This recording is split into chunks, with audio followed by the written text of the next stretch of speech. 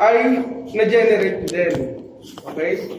And then pang-apat, although hindi na ito magiging impactful dun sa ibang mga susunod na experiment, you don't have, yung iba walang actual photo ng circuit or nung ginawang experiment na hardware. Okay?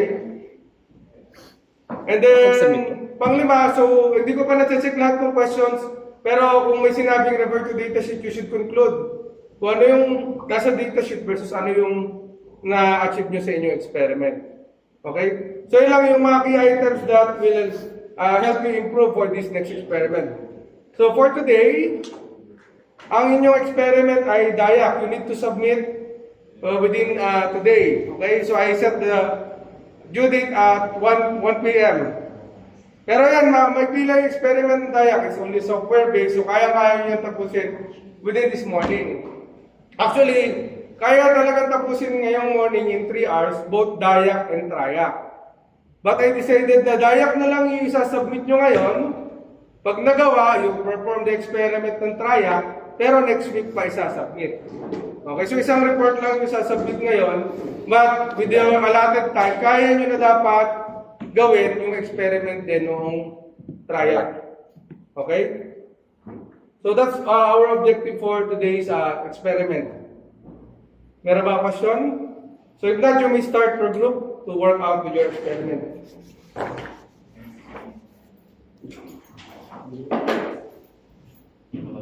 Experiment number 4 or LR4. Ilang group na kayo? 4, diba? So, I will ask you to acquire a sensor. You could check kung meron kayong mahihiraman, makukuha or mabibili. But some of these are generally available sa mga online shopping like Shopee, Lazada. Since if you will gonna order to those options, baka it will take time. I will discuss this ahead. Kung meron tayong mga sensors that you could experiment on without using any Arduino, you will connect any output device or actuator like buzzer for sound, LED for light, or a fan for actuation ng rotation or any type. But I want you to acquire mainly the sensor, and it's up to you kung ano yung mga additional components that you will be need, that you may also acquire or you may check here in laboratory kung meron kayong mga mahirap or mga gamit. So here just some example. So this is a sound sensor. So ito lang yung sound sensor module connected to the LED to indicate yung variation ng sound and correspondingly yung variation ng output light. So you just need to connect the sensor to a power supply, a 5 volts DC, then it will be demonstrated dun sa lighting. Another example ay itong gas sensor, which you could also, you may not need to copy, but you may also consider yung mga examples dito. So anong ginawa niya? Output actuations, LED and buzzer. But they was made a circuit using resistors. And ito yung gas sensor. So, paano niya ginawa yung gas? So, pwedeng through a smoke. Pwede rin yung output ng lighter. Okay? But I did not select this for our safety. So, marami pa dito example without using any Arduino. Ito naman ay for thermistor. So, meron akong isinet na pinili na 5 topics for you. So, depending on the ranking dito, group first will be for group 1, second for group 2, and so on. Okay? So, tingnan natin kung ano yung mga pupunta for each group. So, you need to acquire or have them before your next experiment. So, ito, 2 to 3 weeks time pa naman. So, at least we have ample time before we start. Liquid pH. Liquid pH. Ano group 1? That's liquid pH sensor yan, ha? Mas pa kasi na! Number 1. Yes, number right. Number 2 tayo. Ano ba meron si Pia?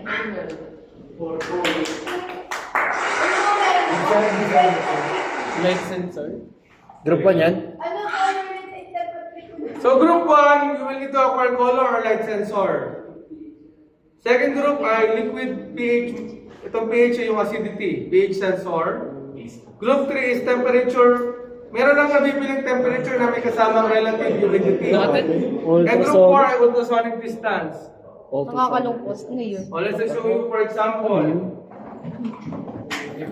the color, Sir, actual po yan dito gagawin? you can, actually yung demonstration nyo na. Okay. Okay? But I will allot a laboratory period for you to conduct the experiment on your own. Ayan, yung mga nabibili na ito, color sensor module for Arduino, but you will not need any Arduino kasi you will just connect any output device. For example, how will you be able to show color? Pwede kayong bumili ng iba't ibang LED color to match yung input color nyo na ipapakita. Right? So you have your own option, pwede rin value ng voltage. Ano pa example? Ultrasonic distance. Ano ba? Yun yung atin. Ayan, maraming nabibili ito. 45 pesos nga lang. May bata. So, ito nga lang, medyo madaling masira. Mura nga lang. Baka 45, isa lang bilhin nyo. Mas mahal pa yung shipping fee. So, bumili na kayo ng another extra kung tingin nyo ay medyo pangit yung review. Ultrasound. Para saan yun? Distance Ano measuring. pang meron? Any other? Liquid pH. Liquid pH sensor. Yung 4 axis.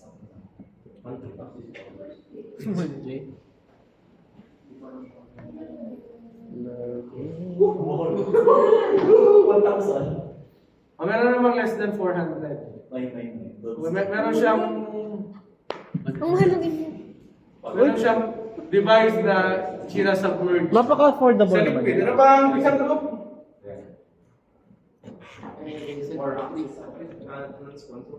Isa pang group ay? Buti lahat available na sa Lazada. Or Group 3. 3 axis? So, I mean, An ultrasonic sensor is used to measure distance, detect objects, and monitor fluid levels without physical contact by using a high-frequency sound. Technically sonar siya. Sonar. Sonar radar. O, ito maraming nabibili nito. Nagde-detect siya ng distance by sound. Kung lang 60. hindi. Ano 68 naman? Ang mahal lang ninyo. Parang fish to. Ano yan? Parang bang patak sa mata? Honda Civic. Temperature sensor ng sasakyan. Iba yung nakasulit ko. These are parang thermostat. Thermostat ng sasakyan.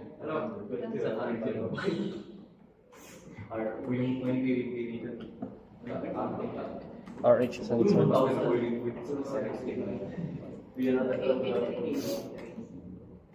Arduino.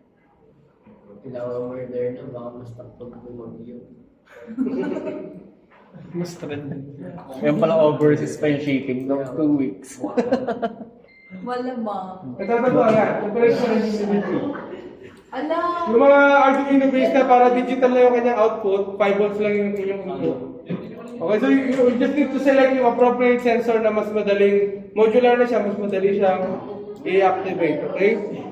And of course, depending on dun sa topic na napili nyo, you need to find way on how to demonstrate that. Halimbawa, temperature, paano kayo mag-demonstrate ng hot, cold, or different level of temperature. Ganun din sa pH. Sisig. Anong mga materials ang kailangan nyo dalhin?